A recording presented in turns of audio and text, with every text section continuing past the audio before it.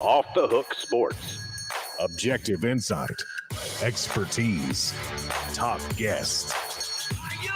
Available on YouTube, Apple, Spotify, and the Off the Hook Sports app.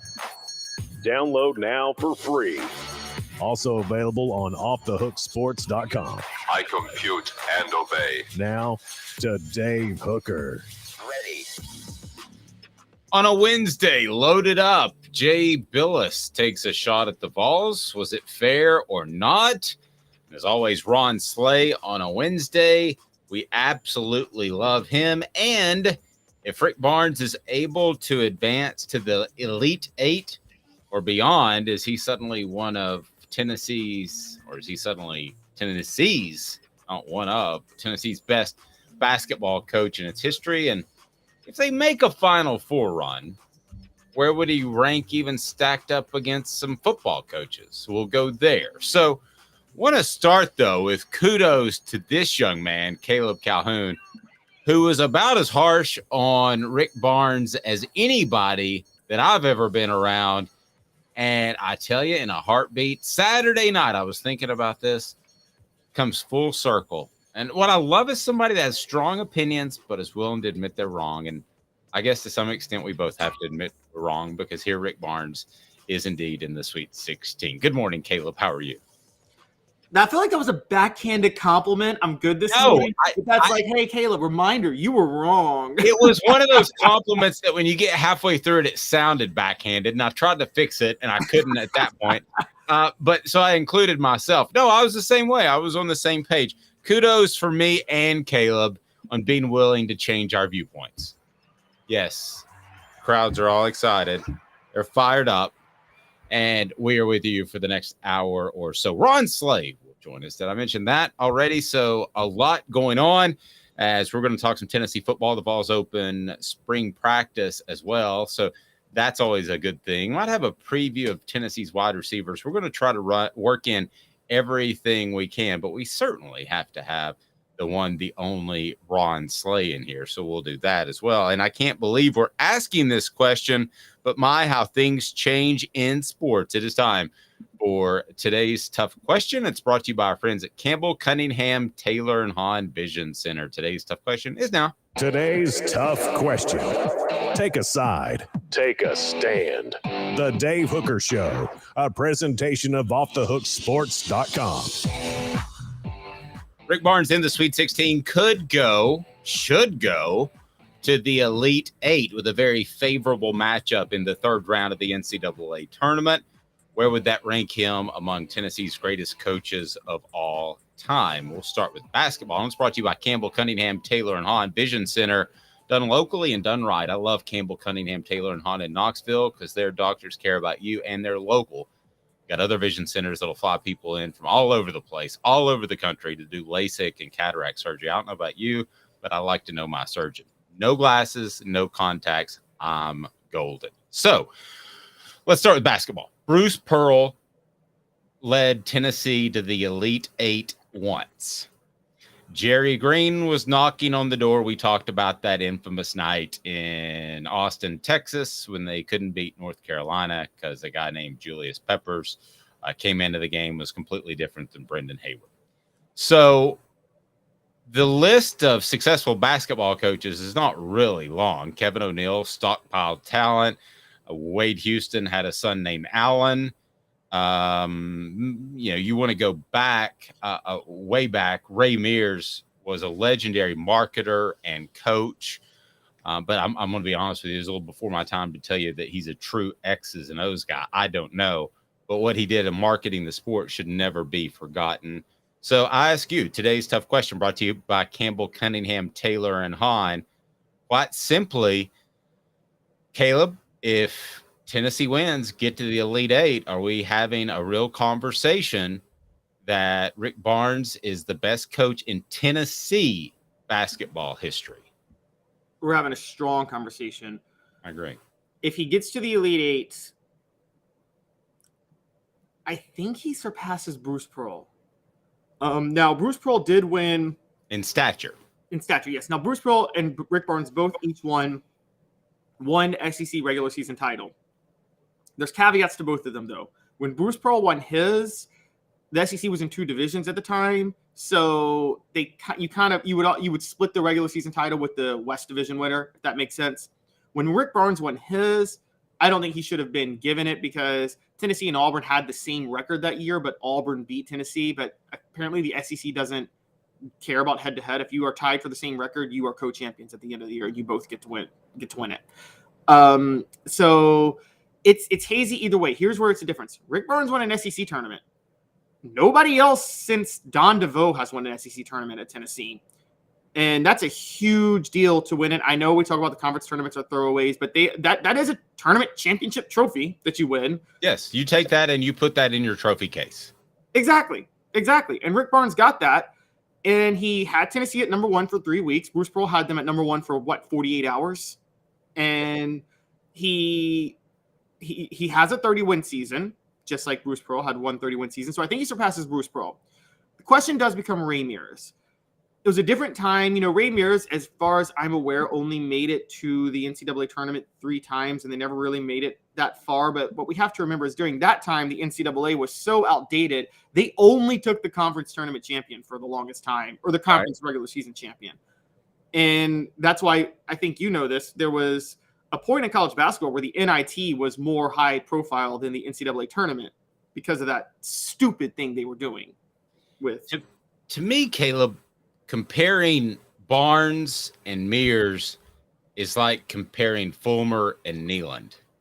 I feel like we could go roundabout with either all day, and you and I may end up agreeing or disagreeing, but we could have that conversation forever. It was essentially 2 completely different sports. I mean, really, wasn't it? That's fair. It was. I disagree. I don't think Fulmer and Neyland is that close. I don't think anybody can be clear compared to Neyland. No, I don't either. But I'm just saying, if you compared the different eras, that's 50 years apart. You're right. That's where it does get tricky, is because it's so far apart. But I still think it's fair to coaches are tasked with dealing with the sport that's in front of them and using their intellect to adapt to it and get out ahead of it, whatever that may be at the time. Ray Mears did that better than anybody. Let's just call it what it is. I mean, Ray Mears was, how do you get Bernard King and Ernie Grunfeld to Knoxville in 1977? I don't know. I've heard the stories behind it. It still sounds like an incredible sell. Here's the other thing, too, is Tennessee basketball second in wins all-time to Kentucky, which they are in the SEC, just like they're second all-time in wins to Alabama in football. Are they second all-time in basketball wins to Kentucky if Ray Mears doesn't come up with the term Big Orange Country? And I spoke to him about that one time. I believe he did come up with that, and the university stole it from him. But if he doesn't come up with that, if he doesn't market it, if he doesn't get Ernie and Bernie, is Tennessee basketball just another Ole Miss? Yeah, probably. I mean, those are foundational pieces that you lay, that you build everything else off of. If you don't have a good foundation, it ain't happening. Right, exactly. And I would take it a step further. I'm going to be honest, because as you know, Ray Mears came around the same time Doug Dickey did. Both of them were very, very involved in kind of bringing Tennessee, should we say, to the modern era of sports, just like modernizing it to a certain degree. Doug Dickey installed the power tee, running through the tee. Ray Mears was doing the same thing with basketball. If Ray Mears isn't doing what he's doing, I'm not sure Tennessee football has its run in the 80s and the 90s. I think a lot of those traditions really carried over to the football program and the university as a whole. And so Ray Mears goes beyond basketball. And another question is, if Ray Mears doesn't have a health issue, do you think eventually Ray Mears wins a national championship in Tennessee? I do. I wouldn't bet anybody to win a national title, but he would be very, very close. Like, how long did Dean Smith go before he won his first? It was quite a while. I think he took over North Carolina before Ray Mears took over Tennessee, and he didn't win a national championship until after Ray Mears was forced into retirement. He won it in 84, didn't he? Yeah, I'm looking it up now. 82. Okay, 82. So, yes, I would have said Dean. So I guess I would have said Ray Mears, too. I mean, if I'm going to say Dean Smith, I thought in 1980, I was young, but I thought, yeah, he's going to end up winning one. He's North Carolina, for goodness sake. Good morning to a ton of our listeners out there. Oddspots pointed out where Coach K complimented Tennessee. I didn't see that. All I've seen is Duke fans and Duke analysts ripping Tennessee for playing too physical, which is so ironic to me in a game that they played physical as well. Good morning to all of y'all. Smoky Mountain Red, Travis. And Travis says, did Caleb steal Shooter McGavin's jacket? I love it. That is a strong jacket. I did not steal his hair. My hair is horrible today, guys. Just so y'all know. I think you look fantastic. The Shooter McGavin's jacket probably deserves a t-shirt right there. And not having double Z, Zakai Ziegler scares me for this game. Agreed. Smoky Mountain Red said, I do not recall a team where I have to I keep having to look up their names to how to spell them.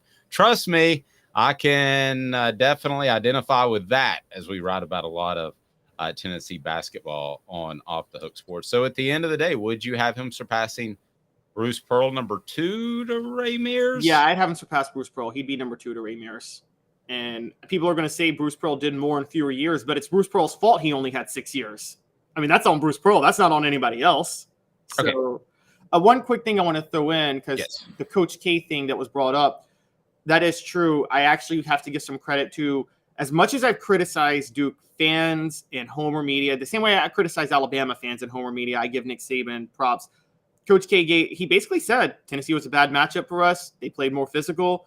And he even said it's not that maybe we could have played better, but it was really about what Tennessee did. And John Shire in his post-game interview came out and said, Mark Mitchell, I think was his name, the Duke player that was out, he said that's no excuse they didn't have Zakai Ziegler. So the Duke players and coaches are off the hook to me when I do, no pun intended, since that's our namesake. That's a good pun. It's a good play. Yeah, they are off the hook to me for the criticism I give. You see why Coach K is a 5-time national champion. Wasn't making any excuses. The Duke media and the Duke homers and the national media that runs cover for Duke is a totally different story, and I will go with them all day. Okay, I want to ask you where you would have, if Rick Barnes, that's the big if he makes the Elite Eight, where you would have him among all coaches at Tennessee, which is a bit more difficult. For the record, if he makes the Elite Eight, I think he's equal to what Bruce Pearl has done. I would not put Rick Barnes ahead of Bruce Pearl at this point. I would put Rick Barnes and Bruce Pearl basically even. And my caveat, though, is if Rick Barnes goes to the Final Four, he is the best coach in Tennessee history, and that includes Mears. So I would have him third, even with a win. But if he goes to the Final Four, that is official in my mind. He is the best coach in Tennessee basketball history. The reason I have Bruce Pearl up there is we talk about foundational pieces. I thought Bruce Pearl laid a lot of really strong foundational pieces for Tennessee. You could argue, no, they didn't really need that. They had Jerry Green, who won a lot of games. But in the basketball community, they were kind of viewed as a team that had a lot of talent, that won a lot of games by default. So when Bruce Pearl came in and showed that his X's and O's were ahead of the game, I love what he did on inbounds plays. That, to me, was a game changer. That made Tennessee seriously respectable, got them to number 1. So I would still have Bruce Pearl just barely. I'm curious your thoughts on the message board. Go ahead and get on board. If Rick Barnes wins, makes the Elite Eight, is he the best coach in Tennessee basketball history? Now, how about Tennessee coaching history? I would definitely have him behind, or right now I've got him behind Bruce Pearl and Ray Mears. And I'm not going to get into all the non-revenue sports, but I will say this, he would be ahead of or behind Pat Summitt, General Neyland, and then Philip Fulmer, if I quickly throw out some names in my mind. How about you? All three of those. I'm going to put him behind a few other football coaches. I agree with Pat Summitt, General Neyland, and Phil Fulmer. And you're saying if he gets to the Final Four, this is if he gets to the Final Four, where do we put him, right? No, I'm still saying Elite Eight. So Okay. for the purpose of this, let's say Elite Eight. And also, are you factoring in that football just means more? I mean, yes, but I'm also factoring in actual results. So, okay, he gets to the Elite Eight. Okay, say I'm still having him behind Ray Mears. Ray Mears won 3 SEC titles at Tennessee regular season. No one else has won more than 1. So I've got him behind Ray Mears. I've got him behind Pat Summitt and General Neyland are obvious. Philip Fulmer's an obvious. Those are national championship coaches. I got him behind Doug Dickey because Doug Dickey won 2 SEC titles, and he technically has a national championship, guys. 1967 Tennessee claims. You can feel however you want about that, but Tennessee does claim the title that year. So I've got him behind Dickey. I would maybe have him. Yeah, I would maybe have him on the majors level, and then that's where majors gets the edge because football means more. Because majors did have 2 top 5 finishes, 3 top 10 finishes, won 3 SEC titles. Never won an SEC title outright that wasn't by default. That's the only knock against majors because the 85 and 90 SEC titles were only won because Florida was on probation. But he, for what it's worth, he's got 3 SEC titles and 2 Sugar Bowl wins. And you can't take that away from him. If Tennessee does lose in the Elite Eight, and I don't think they will, but you would have 2 careers that are very similar at Tennessee in majors and Rick Barnes. Long runs, lots of wins. What did you get out of it if they don't make the Final Four or win the Final Four? Because in my mind, I've always said this, making the Final Four is, in my mind, analogous to winning a national championship to some extent in football, because you have to get really lucky to win a Final Four. You have to hope you don't run into a hot shooting team. You have to hope that you shoot it well. So if you make the Final Four in and of itself and what that does for a program and what kind of publicity that brings, that to me is somewhat analogous to winning a national title in football. You agree with that? I see that. I think my thing with majors, though, is it's not so much the national title. I think that Fulmer somewhat rode a wave of what Majors spent 12 years building at Tennessee to try to he modernized Tennessee football more than a lot of coaches. And Johnny Majors and Doug Dickey together. Johnny Majors was really trying to recruit national, and he installed the pro style in the 80s at Tennessee and really focused on speed at the receiver position, realizing where Tennessee had the edge.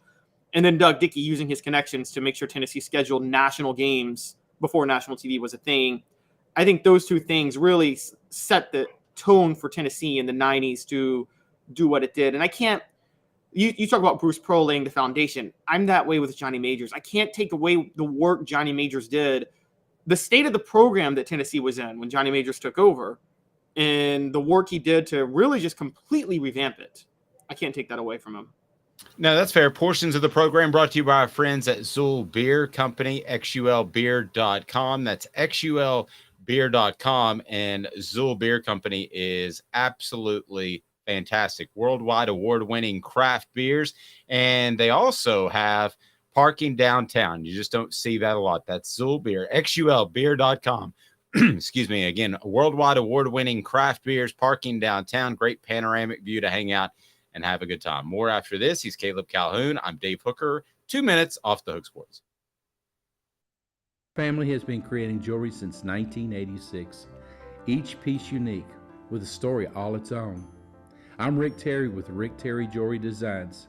I'm a jeweler, and I want to be your jeweler. We're grateful that you chose us to be Knoxville's best jeweler. My family and staff look forward to serving you. So please come see us. Kingston Pike and Campbell Station Road in the heart of Farragut, and downtown on Gay Street, right next to the Tennessee Theater. Inflation has risen to the highest level in over 40 years, according to the April 2022 U.S. Inflation Calculator. Will your investments provide you the income you need in retirement? Are you losing purchasing power of your savings due to inflation? Simply stated, if the cost of goods and services are 8% higher and you're only earning 4% in your investments, that money buys you less of what you need. Right now is the time to act. Call Guardian Investment Advisors today. Hey folks, Gary Viles here. I want to personally invite you to North Knoxville's newest sports bar and restaurant. It's Big Orange Phillies, located in Black Oak Center. And yes folks, it's happening in Halls. Big Orange Phillies offers family-friendly environment with homemade meals and the best deli-style subs around. Billiards, darts, jukebox, shuffleboard, and cornhole, and a full bar. We also offer valet parking on weekends and during special events. We even have a covered back patio. It's happening at Big Orange Phillies. We want, we need, and we appreciate your business. Hi, Mike Davis here with City Heating and Air, reminding you to always dare to compare. Our team provides quality local heating and air service, installation, and maintenance across East Tennessee. We use only the best equipment like American Standard Heating and Air Conditioning for your residential, new construction, or commercial needs. Honesty, dependability, and customer satisfaction have been the cornerstones of our business since 1961. City Heat and Air. Dare to compare. Chattanooga, we're at it again. For the 5th year in a row, you voted us best of the best criminal and DUI law firm. And finalist for best law firm and best personal injury firm. Thank you for the love, Chattanooga. We won't let you down. Do you want to own the more that owns every job? Then get to Vassy Lawn and Garden in Cleveland and get you a Toro. I'm David Vassy, here to talk to you about Toro. With a Toro Zero Turn, you'll get more out of every minute and you'll reach the finish line faster. At Vassy's, we like to say, no matter if you're mowing 3 acres a week or 11 lawns a day, homeowners and business owners alike find confidence in equipment they can trust from top to bottom. Vassy Lawn and Garden, Highway 60 North in Cleveland. Man alive, it's worth the drive. Got cataracts? We can fix that. Never miss another moment. With a little help from Doctors Campbell, Cunningham, Taylor, and Hahn at cctis.com. Objective coverage. Hey, that's new. If we get caught, we're going to jail. The Dave Hooker Show, a presentation of Off the Hook Sports. YouTube, Apple, Spotify, and the free Off the Hook Sports app. I'm going to need to see some identification. Back to Dave Hooker. Ron Slay to join us shortly. Have you hit that like button yet? Please do that. The thumbs up button. We greatly appreciate that. Whether you're watching recorded or not, we are with you 10 a.m. Eastern time each and every weekday. Be sure and download the app if you haven't to this point. Great stuff on our YouTube channel. Just a fantastic interview with one of Tennessee's top prospects. Go to the YouTube page, hit subscribe, and you'll appreciate that from Luke Winstel, who did a little bit of work with us. And Jarek Gibson is one of the top running backs in the nation, and he's thinking balls. Might be a tough pull, but get his thoughts on the YouTube channel if you haven't gone there yet, and be sure and subscribe. But I highly encourage you to download the app. It is time for, one of my 2 or 3 favorite segments. Yeah, I'd probably say my favorite segment. Let's go ahead and go to 4 Downs. It is right now 4 Downs, brought to you by AndyMasonRealEstate.com. 4 Downs. 4 questions. 4 answers. The Dave Hooker Show. 4 Downs. A presentation of OffTheHookSports.com. All right, talking some hoops again. Pat Forty ranks the Vols 15th among all Sweet 16 teams. 4 Downs brought to you by AndyMasonRealEstate.com. Over 40 years of experience in his office. You'll save thousands, if not tens of thousands of dollars. AndyMasonRealEstate.com. His approach is very simple. Best service, best prices. How can you beat that? So let's dive into what Pat Forty and Sports Illustrated thinks about the Vols. 4 Downs. For the record, Pat Forty and SI has Alabama number 1.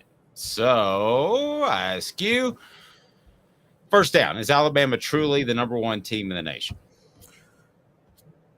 I think if you combine talent on the court and X's and O's coaching, then yes. Now, we can say whatever we want about the character and the focus of this team, but if you combine, look, Nate Oates is a great X's and O's coach, and he's got some real talent on that team. So I think Alabama is truly the number 1 team right now on the court. I think by default, because I think this is just a very mediocre field. No, I agree. I would probably have Houston slightly above them, but you're talking about a coin flip at this point. All right, so second down, are the Vols better than San Diego State, who is listed above them? The reason I picked San Diego State, defensive-minded team, right above them. I'll just go ahead and tell you, I have trouble believing that San Diego State is significantly better talent-wise. So they're both defensive-minded teams, but yet Sports Illustrated has San Diego State in front of them. I don't get that. Going through the SEC, which is very difficult, I think Tennessee's a better team than San Diego State. I think the spread would be somewhere along the lines of 5 or 6 if they played. How about you? No, I want to go nuclear on Pat Forty for this, because this is absolutely stupid. San Diego State is not better than Tennessee. I've criticized Tennessee and their ability to go deep in the tournament because of their defensive mindedness and how they play too physical and it grinds too much and it lessens their offensive efficiency. San Diego State does the same thing on a smaller level. Defensive-minded teams, the more powerful teams, are always going to be the better ones. Think about football, Dave, for a minute, covering football. Have you ever met a defensive-minded mid-major team? Has a mid-major team ever upset a powerhouse with defense? No, they do it with creative offense. It's true. It's the same in basketball. You think a smaller school like San Diego State because defense that comes down to your size, length, athleticism. Do you really think San Diego State has more size, length, athleticism than Tennessee? No. No, I don't. I thought it was a curious pick by Pat Forty. And there's something that needs to be said. And I know a lot of Tennessee fans feel that a lot of national media are against you. Well, there's a reason for that. And I'm not saying it's anything to be ashamed of. Heck, enjoy it. But Tennessee fans do have a habit, and you pointed this out too, Caleb. The Vol Twitter Nation has a habit of attacking people that disagree with Tennessee's perhaps best intentions. And Pat Forty is one of those guys that's drawn the ire before. So he'll probably draw it again. Yeah, let's call a spade a spade. Vol Twitter, I respect it, but Vol Twitter will, if you don't come correct at Tennessee, Vol Twitter will destroy you. And Duke's already learned about this week. Duke fans on Twitter have been getting wrecked and complaining about it. Pat Forty was one of the worst. Let's call it what it is. He is mad at Vol Twitter because he was carrying the water for Greg Schiano because he had a personal he had personal access to Greg Schiano, so he wanted Schiano to get that job, and he was running PR for Schiano after Schiano didn't get that job in 2017. That's what happened. Interesting. I'll let that lie there. I thought that Tennessee was a bit disheveled in whoever they were trying to hire at the time. And they misled their fan base in an orchestrated attempt on social media. Better than Xavier. The reason I picked Xavier a little higher rated on Pat Forty's list, but they have a little bit more basketball tradition than Tennessee. So is Tennessee better than Xavier? I think that I would have them close to being on Xavier's level. The thing about Xavier that's big is that they have a lot of people who can score. And that's the one advantage they have over Tennessee is, who's Tennessee's going to, we still don't know who Tennessee can turn to if things get tight and you're like, you need a bucket. We've talked about that all year. Xavier has like 4 guys that can do that. And I think that helps Xavier. They're a little more, they're not aggressive on defense, but they're effective. So if Tennessee played Xavier, it'd be another one of those boring games, but I'm not so sure that, I don't know if Tennessee's better than Xavier, but I definitely don't think Xavier is 4 or 5 spots better than Tennessee.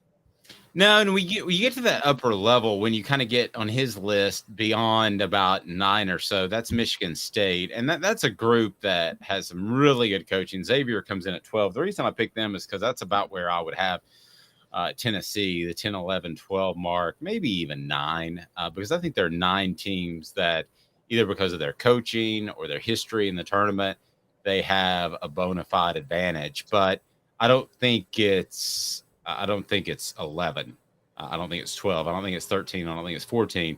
And right now, Sports Illustrated has Tennessee as the 15th best team in the NCAA tournament, which essentially might as well be last. I mean, let's be real honest with you, because you have Princeton, who was a 15 seed, and at 16, Tennessee's a 4 seed behind San Diego State that was a 5, behind Florida Atlantic that was a 9. You might as well have Tennessee dead last in this thing. Yeah. And here's the crazy part. They're one of the teams that's favored to go to the Elite 8, and you have them next to last. I think they're a higher seed than half the teams in the Sweet 16. And I'm with you. I would have them at 9th. I would have them ahead of a lot of the lower seeds. I would consider having them ahead of Michigan State. I think a lot of that is just the belief in what Tom Izzo does. But I think that's a little overblown. And I'm going to say this about Tom Izzo with all due respect to him. I'm a Grizzly fan. I love Zach Randolph, and his game was developed by Tom Izzo. So I got no beef with him. Tom Izzo gets Michigan State to the Sweet 16. He's only got 1 national championship, though. Once the second and third weekend come, his team, once they play better teams, they never really get over that hump. They got over it one time 20 years ago. It feels like it's the same story with Tom Izzo. Watch out for him. He'll make some noise in the tournament, and they always play physical and rebound. Don't we say the same thing each and every year? Every year. They play physical and rebound, and they get to the next weekend, and they lose. By the way, I mean, let's call it what it is. That's how Gonzaga plays, too, with Mark Few. And I would love to see Mark Few get a national title. But Gonzaga gets to the Sweet 16 every year playing physical and with defensive rebounding, and then they run into somebody, and they can't close the deal. Yeah, and is that his forever legacy? Izzo, not to get too sidetracked, but is that forever his legacy if he doesn't win another championship? I think you can win one and be okay. I don't think it's as bad of a legacy as Calipari's legacy is. I don't think it's that. I think the big reason I think that is I think Izzo has a style, and I think Izzo develops players for the NBA very well. I mean, let's be honest. Like I just brought up Zach Randolph. That's a 6'8" power forward who can't dunk, and he had a 10, 15-year career in the NBA. He was all NBA for the Grizzlies because he was so fundamentally sound. Draymond Green is a stretch forward, but does not look like he should be as elite of a player as he is. That's Tom Izzo's development more than anything else. And I think that's the big story with Izzo is that his legacy is who he's developed for the NBA. Calipari doesn't get a legacy of developing guards for the NBA. Let's be honest. Those guards would be in the NBA if they could out of high school. They're not stars because they played for Calipari for a year.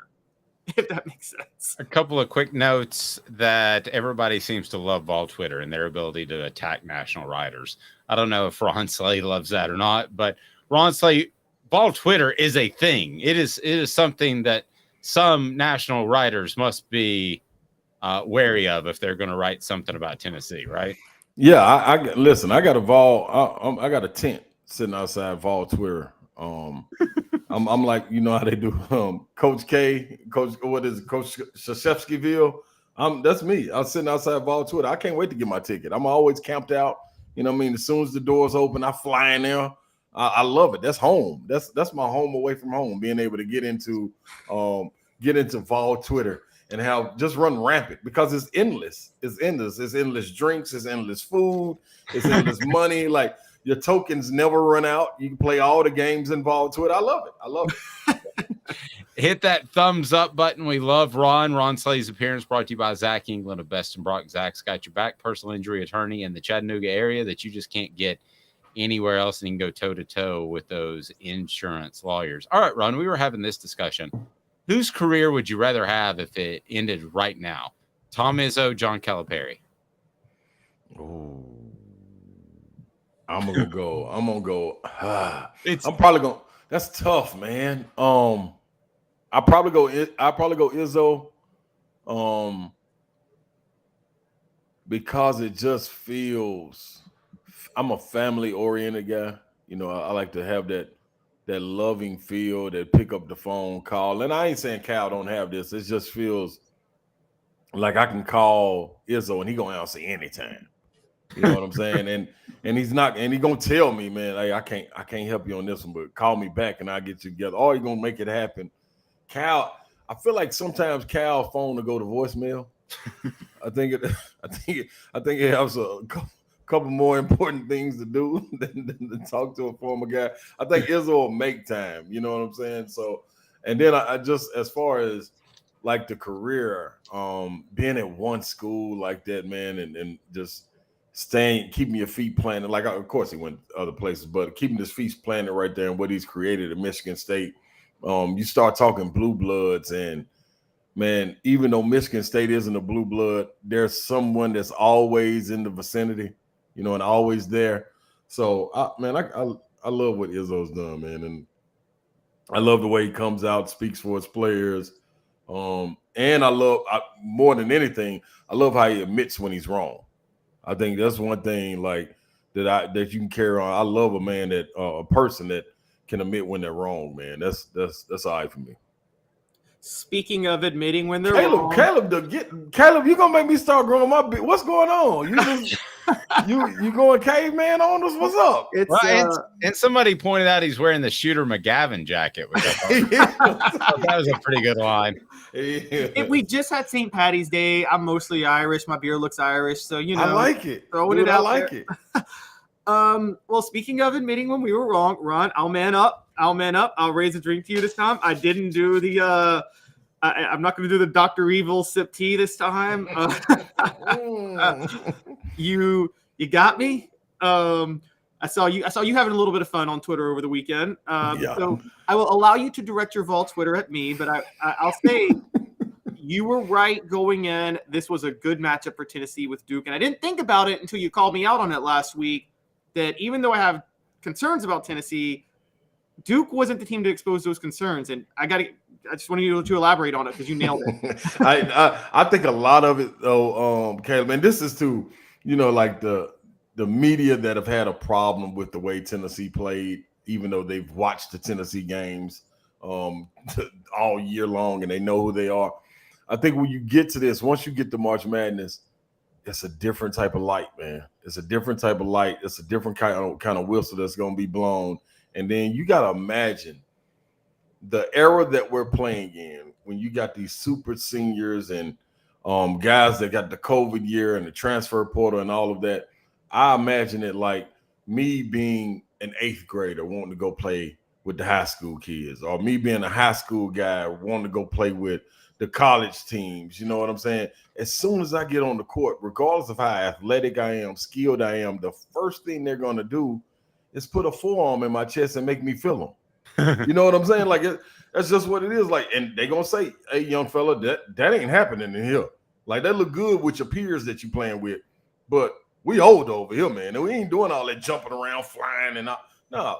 If you can jump through this elbow, then go ahead. You cab at it. We smack you on the butt. Let's get back and play defense. But you look at it, and Duke, outside of Roach, they had freshmen that they relied on. Yeah, Mac Williams went out and everything. Yeah, but Zakai went out. So you can swap that out. This is the thing. When you get the physicality part of it, it's different when you're playing that versus skill, and if the game is able to slow down, which it was. You know what I'm saying? So I felt that was going to play favor in Tennessee's advantage, and they were able to use it. And guys stepped up. And that's the thing. Michigan State plays the exact same way. Rick Pitino, who's back in the Big East, plays the exact same way. He says they can't call all like, I know this for a fact. I mean, a fact. I played with plenty of Louisville players while I was overseas, and believe me, around this time, this is all like, we don't go out to, usually we get out to practice when we're playing professionally, get out to practice about an hour early, get shots up and everything. Man, during March Madness and tournament time, we're not going out to practice till about 2-3 minutes before coach blow the whistle, and it's time to get, because we're sitting in the locker room telling all the stories and everything behind the scenes. Louisville players say, coach says, play the way I'm telling you to play, because they can't call all the fouls. So if you got to sacrifice someone, as long as everybody's doing it, if it's one person doing it, it's going to look crazy. They're going to call every guy, get them out of the game, and then everybody going to have their way. But if everybody's doing it, they're not going to call 100 fouls, man. They're going to be there all night. Refs want to go home too. You know what I'm saying? So It's that simple. So that's what it is. And then you look at the old style coaches, traditional style coaches. Izzo still playing away. Coach Barnes still playing away.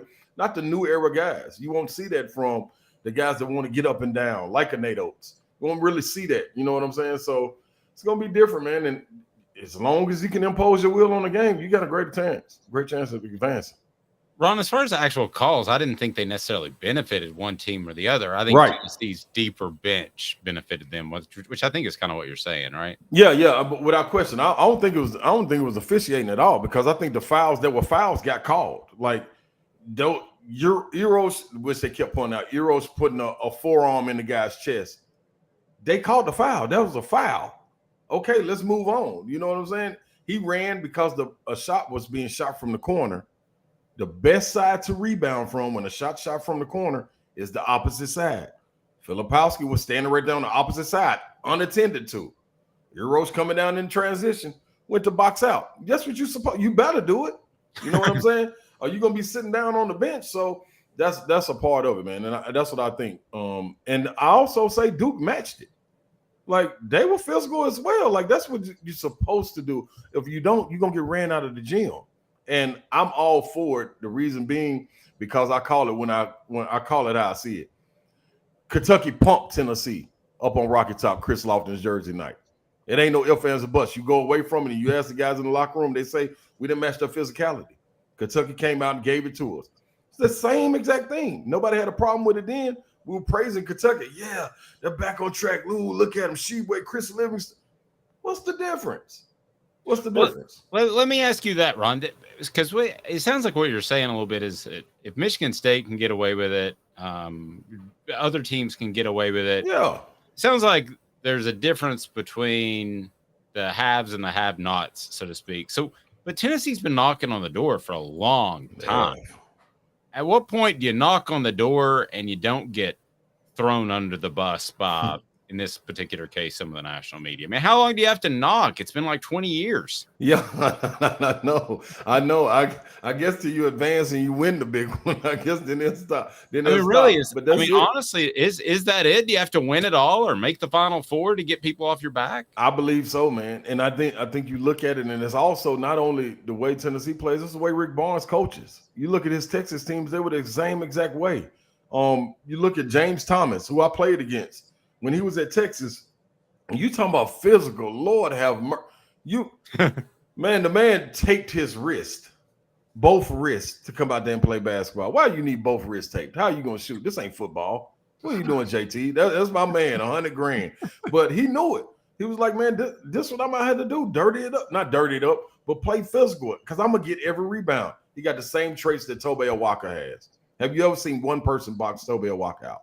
No, you won't. They better send two because he's going to swim move him like on the football field and go after him. So it's that brand of basketball and it's that style that it's kind of been taken away because guys have retired. Coach K, look at what he had. Sheldon Williams, Shane Battier, Elton Brand. Like these ain't finesse guys. These physical fools that you better be ready to rumble with. You know what I'm saying? Jay Wright the same way. Even though he had guards and they played their 4-round-1 system, that one was a monster down there. Same thing. Bill Self missed it a little bit because he wasn't in the tournament this year. But the coaches, as they start to move out, you start to see this new era ushered in, and it's more of a finesse style game. So you don't see it as much anymore. But the ones you do see it with, you just look around, man. Those are the ones that have lasted. So, Ron, speaking of that 4 out, 1 in, I want to turn a little bit to Florida Atlantic on Thursday. What are your thoughts? They go 9 deep. They got shooters everywhere, and they got a 7-footer that can rebound. Is this a matchup that Tennessee should be concerned about? I think if Tennessee hadn't seen this before, but I think they had the opportunity to see this when they played Alabama, being able to shoot the ball the way they do. When they played Missouri, being able to shoot the ball the way they do. So I think Tennessee, when knowing what they're getting into, and all you got to do is look at the numbers, and I'm an eye test guy. But you look at the numbers on this team, man, they go, like you said, go 9 deep, and 7 of them are shooting 3-pointers. 6 of the 7 have shot over 100 3-pointers. The 7th one shot 93. So it's like, one thing about it, they're gonna let it fly. And that's in transition to everything. So I think it'll be a detail that's paid attention to by Tennessee that won't get away from them. I think the thing that scares me the most about FAU is these long shots create long offensive rebound attempts. So you can get second chance points.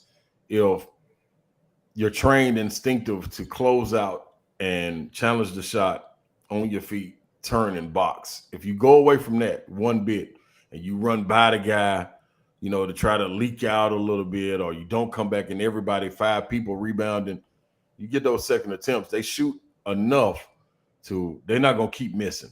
I think they shot like 33s and 24 threes or whatever it is. They shot a high rate of threes and they haven't made some.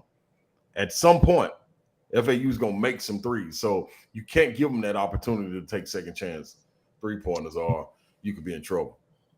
Ron, are you surprised at all we haven't seen a Lane Kiffin tweet with FAU in Tennessee? I just checked to make sure, and he posted another picture of his dog. Maybe the dog will tweet it out at some point, man. Like I think he got his own Twitter too. Well, he was going to tweet it out, but he gave it great pause. Pause. Oh my God! Did you get that, Caleb? Took a second. Joke grenade. Oh my God. I like it. Sometimes I gotta tell a tale. Anyway, so he hasn't. Yeah, I've actually got a rim shot of my new fangled machine here that I can play. Yeah, there we go. Yeah, it's pretty bad. All right. Are you surprised he hasn't tweet? If you had a bet lunch with me? Let's go ahead and have a fun lunch bet. Okay. And we can't incite him, because I could incite him right now and I could get him to tweet. Yeah. But we can incite him. Will Lane Kiffin have a tweet about the FAU Tennessee game before tip-off? What time is the game? It's 6:30. At 9 o'clock. I was not. Oh, yeah. He almost definitely. I could see right about appetizer time. 6ish. You should be having dinner 6ish or 7ish. First beer or wine glass, and tweet a fire about an hour and a half before the game. I'm gonna give him all the way up to an hour and a half before the game. He can't resist. Come on, man. It's Lane. He can't resist it. I'm telling you. And it's almost like we're all, like you just said, Dave, we sitting here waiting like, I'm waiting. Come on, man. Give us what we looking for. Come on, Lane. Don't let us down.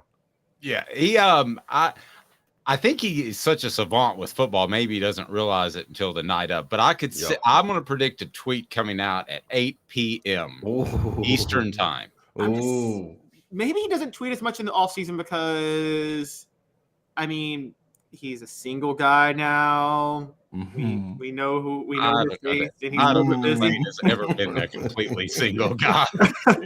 This is true too. This is true too. Just leave it at that. Or is it because of the hiring? He don't want to cause too much attention to Chris Beard right now with them hiring Chris Beard. Oh, that's a good point. Good conspiracy theories. Could open up a door for attacks if, like, they've been able to fly under the radar with this hiring, with the tournament going on. That's true. It was an odd time to make this hire. You are right about that, Ryan. They waited right between SEC tournament finishing and March Madness beginning, right there on that Monday. That's a good point.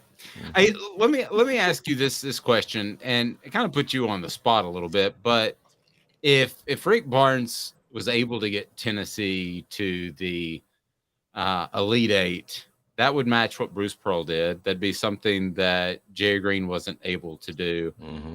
Where would he suddenly rank, just with one win? Where would he suddenly rank among the best Tennessee basketball coaches in history? Would he be number one? I mean, man, he would definitely have to be in consideration because of what this senior class has captured. He went and got an SEC tournament championship that was elusive. And then this Elite Eight run, which seems to be elusive, even with the talent that has been there. Like, it's like, wow, you've been, like you talked about earlier, you've been knocking on the door to get there, and why can't you get there? So I think it would, and then with everything that kind of fell into place, losing your starter, Josiah being out of the lineup, man, just so many different things. I think it would be warranted. You know, I would probably throw him up at. He'd definitely be top 3. I think he'd definitely be top 3. I think each coach, and depending on their tenure, like, I don't think anyone has had a. Well, Bruce might have. I was gonna say, I don't think anybody's had a tenure like Coach Green did in 4 years, getting the team back to the tournament, Sweet 16 appearance, ranked as high as 4, SEC championships, but he only did it in 4 years. Like, it was like, wow. You know what I'm saying? Yeah, Caleb could probably pull the stats exactly, but it seemed like those teams that you were a part of were more explosive, better teams. Oh, without question. Yeah. Oh, without question. But you still have to, like, none of us had a back-to-back SEC player of the year on our team and didn't advance. You know what I'm saying? Like, all SEC performers, we definitely had that. But if you ask me, like, to stack it up, yeah, without question, I'm gonna take our squad all day long, because top to bottom, 1 through 10, man, you could have 2 sets of starting 5s on any team in the country. Yeah, you guys were goofy good. There's no question about it. As a player, when you look and we'll let you out with this, as a player, when you see Rick Barnes' style, that's a little bit more physical, that's a little bit more half court, would no pun intended, would you give pause to playing for Rick Barnes because you want to go up and down? Would you run as? I'd rather go up and down. I don't mind playing defense, but I'd rather go up and down and throw oops, because I can't dunk anymore at 49 years old. But I don't mind throwing some oops to Ron Slay. See, okay, so this is my thing. I think he does want to go up and down. Really? I think he does. I think the players, in a sense, you've had a bad mix, if that makes sense, of guys. So let's say this. Let's take the one and dones from 2 years ago in Keon Johnson and Jaden Springer and put them with the shooting of a Zakai Ziegler or Jordan Bowden or Lamonte Turner, or you know what I'm saying? Like, if you can get these bunches to overlap at some point, I think you have that. You think you just, man, those teams right there, Jordan Bowden, Jordan Bone, like that's what they had to get out and do, run. You know what I'm saying?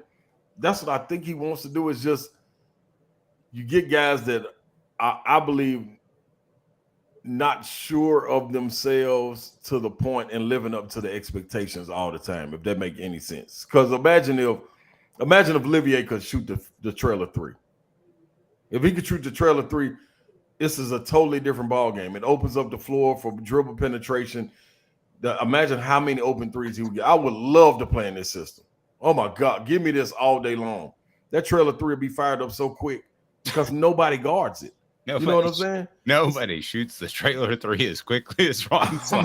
I'm letting it fly. It's obvious when you would cross the half court stripe, he's going to shoot it. But he was 35% from that three. I'm not knocking it. I was just saying he is. I can see it in his eyes. He's already looked at the defense. He is going to shoot at the top. And Caleb, a lot of those contested so imagine playing with a guy that can shoot that three. So now you got to close out. So when Zakai is known for turning the corner and getting into the paint, he's got to play against the guy that's supposed to be guarding the trailer, the guy that's guarding the paint, and his guy. You know what I'm saying? So it's different. If that guy's out of there and you gotta stick with the five man that lobs open, it opens up so much more. I just think you can't get those guys in that spot. And really, you got to have a mindset also, I think, of, man, I don't care if he take me out. It is what it is. I'm shooting this ball. I just think it's part of it. And you got to work on it in practice so it looks normal to everybody. Like, you can't come down shooting the trailer three from the logo and you ain't been doing it in practice, because everybody going to be like, what is he doing? He's crazy. You know what I'm saying? So I think they do want to run, man. I just think he likes more quality shots as well. So if you can get a quality shot while running, you got to get out and go.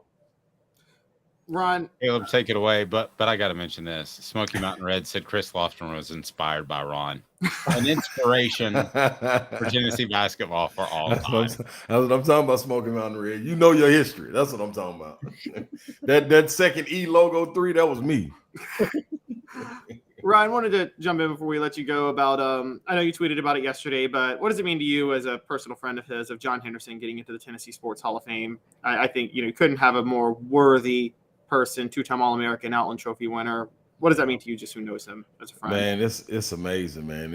I'm so happy he's getting acknowledged, man, because you talking about a guy that's humble, man. He always shines the light on people near him. Like, I don't even know why this ringing. Maybe that's him calling. Like, our fax machine never rings. The fax machine? It never rings. Like, I mean, never. So maybe that's him calling to let me know, don't give him no flowers right now. But that's the thing, man. He always shines the light on other teammates and things of that nature. And knowing he's been this talent his entire life. You know what I'm saying? He's always been the best. And he's always pulled guys along with him to carry. Like, he put us in the group chat, all us from high school, yesterday, and was like, y'all, this ain't just me going in, this all of us going in. You know what I'm saying? So he's always thinking of others, man. And I'm so happy for him.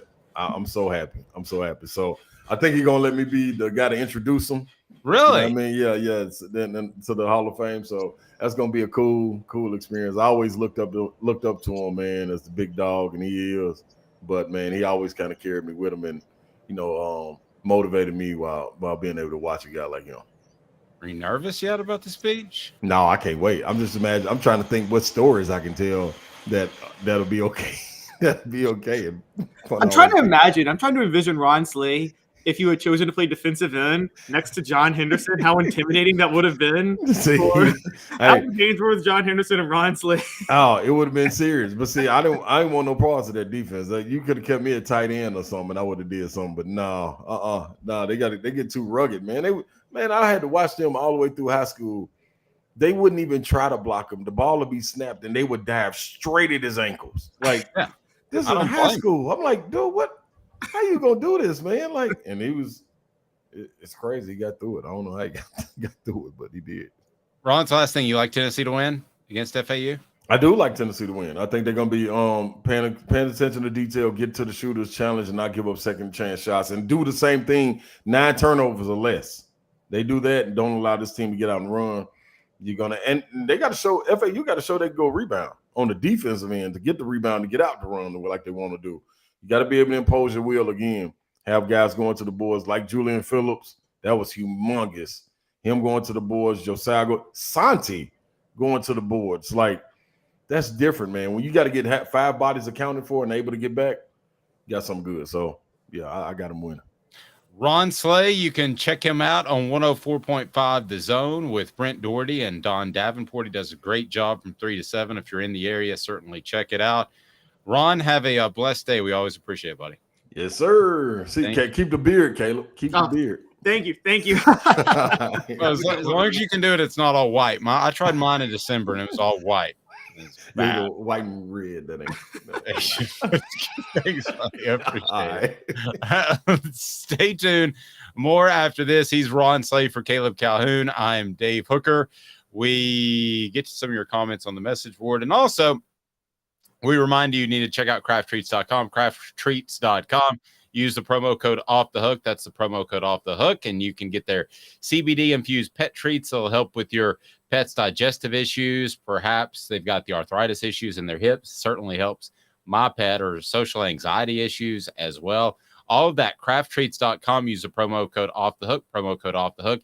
Get 20% off the CBD chill pills or anything else on the site. 3 minutes, and why Tennessee's newest opponent on their football schedule ain't doing a lot for me. Stay tuned. More after this. Off the Hook Sports. Sun, sand, and salt water, the beach is a very relaxing place. Unless you wear contacts. Ow! Open your eyes to the best the beach has to offer with LASIK vision correction from Campbell Cunningham Laser Center. Do you want to own the more that owns every job? Then get to Vassy Lawn and Garden in Cleveland and get you a Toro. I'm David Vassy, here to talk to you about Toro. With a Toro Zero Turn, you'll get more out of every minute and you'll reach the finish line faster. At Vassy's, we like to say, no matter if you're mowing 3 acres a week or 11 lawns a day, homeowners and business owners alike find confidence in equipment they can trust from top to bottom. Vassy Lawn and Garden, Highway 60 North in Cleveland. Man alive, it's worth the drive. Hey folks, Gary Viles here, Viles Automotive on Callahan Drive. I've been selling cars here in East Tennessee for 27 years. In that time, I've come to realize it's not about the car.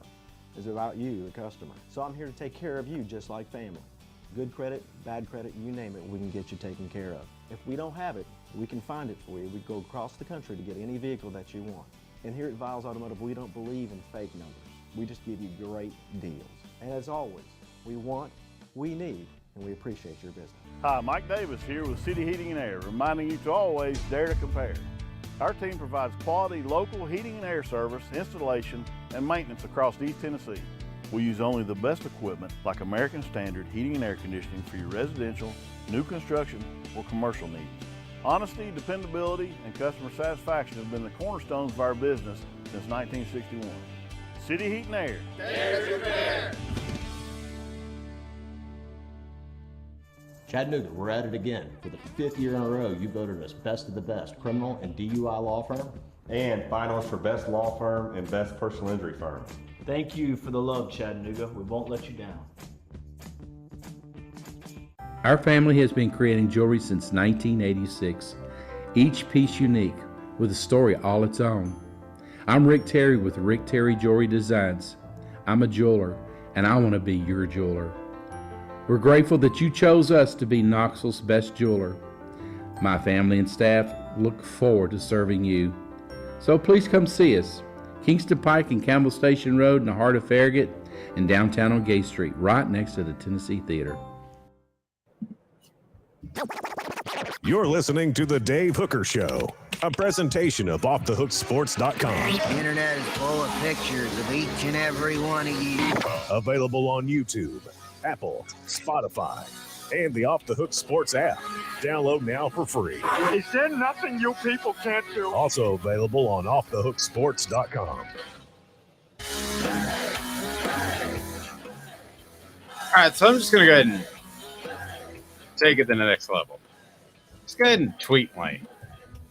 Lane Kiffin, pick on Vols versus FAU. You doing it? Yeah, the Kiffin Classic.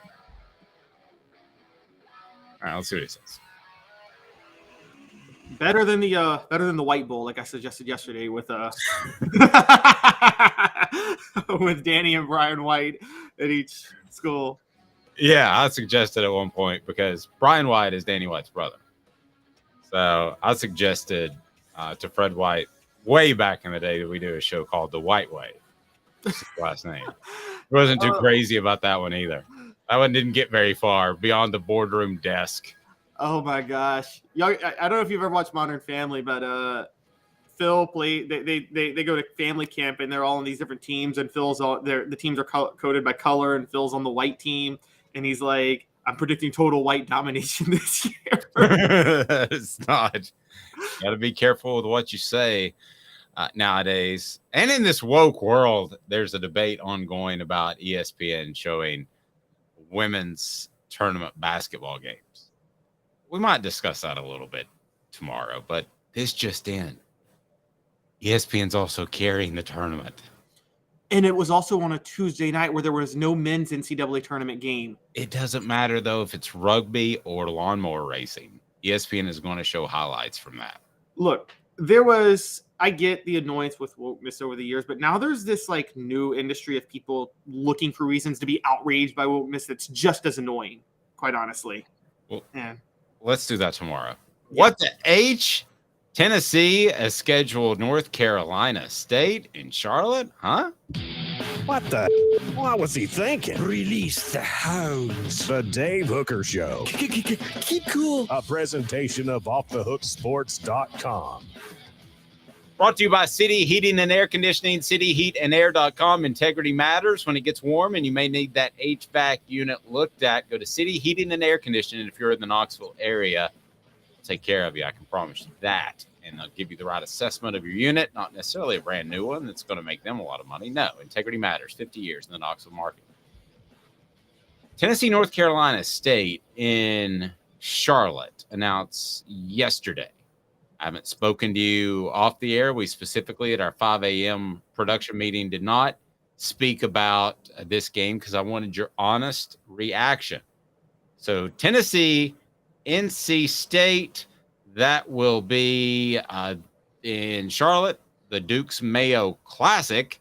That will replace the Vols' previously scheduled game against Oklahoma. Thoughts? This was roughly put together. So I know people are upset about it, but I don't think Tennessee have much choice. Oklahoma's joining the SEC in 2024 now. They had to cancel that series. I mean, college football, like games like this, they're scheduled 4 years out. So there weren't many options to really pick from if you wanted a more high-profile opponent. I think Tennessee should be happy about it, honestly. NC State's had an interesting run the past few years with Dave Doran. They've kind of been – they're not like a powerhouse, but they've been on the surface, and they've been giving Clemson a bit of a push if you've been paying attention to them the past few years. So I don't think it's a bad matchup for them, given where the program is right now. I wouldn't make this – I wouldn't schedule this game if I were Tennessee. And the reason is you do have an opportunity to go there, and even though Tennessee travels well, that's somewhat of a road game. I think Tennessee will have as many fans there as NC State will. I think they'll have more. Yeah, I think they'll have significantly more. And it's going to be in the Bank of America Stadium in Charlotte. So it's not at NC State, just to clarify for those that didn't follow. I would have scheduled, listen, if you're just looking to fill a slot, which is essentially what you're trying to do because Oklahoma is gone, and you're trying to fill this slot, there's probably not a premier opponent out there. So once somebody tells me, hey, Danny, I hate to tell you, you can't get an Ohio State, Michigan. You can't get any of those elite teams. You also can't get a name team in UCLA and Southern California. I'm just picking teams at random, Caleb. Okay, well then give me an in-state team that could use the money. That's what I would have done. I would have taken an in-state team, whoever it might be, Tennessee Martin, whoever, have them at Neyland Stadium, have another opportunity for fans that maybe can't afford the Alabama and Florida tickets of the world to show up. That's what I would have done. Now, the recruiter in me, or the guy who covered recruiting, would say Charlotte is a good place to get exposure. That is the one argument I have for that. But other than that, it just didn't make a lot of sense to me. Why not have a home game against a lesser opponent in-state so you keep the money in-state? That's what I would have done. I'd take it a step further. Unless you're at the Chick-fil-A Kickoff Classic, which sells massive TV rights and has things like that. I don't know where you are, David. I feel like financially it doesn't make sense for Tennessee to do these neutral site games instead of a home and home. And I think they're going to make more. Like let's say you played 2 neutral site games in 2024 and 2025, or you played NC State at home in 2024 and NC State on the road in 2025. I think you would make more from that one home game than you would from the 2 neutral site games combined, because you only get half the revenue. You have to split the revenue with the other school. That's right. And then you also have to pay the promoter, whoever puts on this game. So the only way you make your money back is if it's a nationally televised game where you sell TV rights for a ton of money that the school split. Otherwise, I don't get this home and home. No, here's where I'm holding neutral site games. It's a pretty short list. It's Atlanta because of recruiting. It's Miami because of recruiting. It's Dallas because of recruiting. And you could probably make a pretty strong argument. They did this at one point up in the DC, Baltimore area, because I think that Tennessee could do better in that regard. They don't have a great history there. I just think there are guys with a lot of non-allegiances to schools because the schools around them aren't great. And I think the football is underrated. That's not just because I covered it. I saw it up close. Now, Charlotte would be on that next tier, but not high enough to just go ahead and have Joe Milton or Nico Iamaleava put together a fantastic half and feel more comfortable in an offense. I mean, this is a game that Tennessee could potentially lose. I don't know why you would put that on the schedule, but we are going to be talking about a season in which you could probably lose 3 games and still make the college football playoff. So things have completely changed and been turned on their ear in the past couple of years. So maybe that's what Danny White's thinking too. It doesn't do a lot for me. No, I'm with you on that. The only thing I would push back on is with something like UT Martin or something like that is I think they probably already have an FCS foe scheduled for 2024, and I think you can only do one a year. So I think you would have to do MTSU or Memphis. But again, Memphis is another dangerous school that, like, do you really want to play them in Knoxville? And I mean, you shouldn't lose to them, but it's one of those. They're not the Memphis that Tennessee used to beat up on in the 90s and the 2000s, outside of that one year in 96. Well, can you use this for leverage for basketball? I don't think Rick Barnes wants to play Memphis in basketball anymore. Okay. With the Rick Barnes Penny thing, you think that's more from Tennessee's side than Memphis' side? Yes, it traditionally was more for Memphis' side, and I actually got the point for Memphis because their point was we have to go to Knoxville to play. They have to go to Memphis to play. Tennessee gets the major recruiting edge playing in Memphis that Memphis doesn't get playing in Knoxville, if that makes sense. So that was the big reason they didn't want to do the series. They tried to do it at a neutral site game in Nashville, and Tennessee was like, why do this in Nashville? So that's why it's not happening the way it is anymore. But football, I think it's just more, it's not worth playing Memphis and risking something like that. MTSU is one thing, but even MTSU is kind of a decent program now for their level. And Mr. Jones points out that North Carolina is prime recruiting ground for Tennessee. I totally get that. I totally agree with that. But I think things have changed a little bit in that you every game's televised. So exposure in that particular city is all grand and all great, but you do still have, that's an NFL town that you're competing with for viewership. and with readership in the paper or however they log on nowadays. So you're still competing with that. And is that a better recruiting day beating NC State by 10, 30-20 than it is rolling up 54 points on a lesser opponent at home and showing the excitement of Neyland Stadium? If you could make it happen, I'd take the latter. And the payout's better for the latter. Let's call it what it is. And I mean, we know Danny White's got this, because the whole point, I was reading about this yesterday, this is going to go towards their, what was it? The $500 million fundraising goal. You play a home game. That's going to get you to your $500 million goal a lot faster than a neutral site game is, unless you're doing one of those major promo games that sells either recruiting, but also that sells massive TV rights. The Chick-fil-A Kickoff Classic. That's why Alabama does it every year. You know, Alabama could make a lot more money just playing a home game against Western Carolina that week. But what do you think they make now per home game? Alabama or Tennessee? Tennessee, net, done, profit. I have no idea the numbers on this. When it was in the 2000s, it was about $1 million per home game. That doesn't include TV rights or anything. No, that's okay. I don't know. Because when Bristol Motor Speedway came and said he could promise each school $20 million, he didn't realize he had to have the TV rights. And when I wrote that, that was Bruton Smith said that, who owned Bristol Motor Speedway. And let's say my phone from Mike Hamilton blew up pretty quick, because $20 million $20 million per school, that was a heck of a payday. Yeah. I would think they make, with inflation and everything and the higher prices, I mean, I'm talking about numbers that are 15 years old, Caleb. I would think they probably make 5, 7, 8 million per home game. I think so, particularly with the parking and everything. Network. Yeah. And the thing that you probably understand that a lot of people don't, they think all TV rights now, that is true with the NFL, but with colleges, ticket sales still matter a lot. Like people going through the turnstiles, that matters way more than it does in the NFL. And they need that.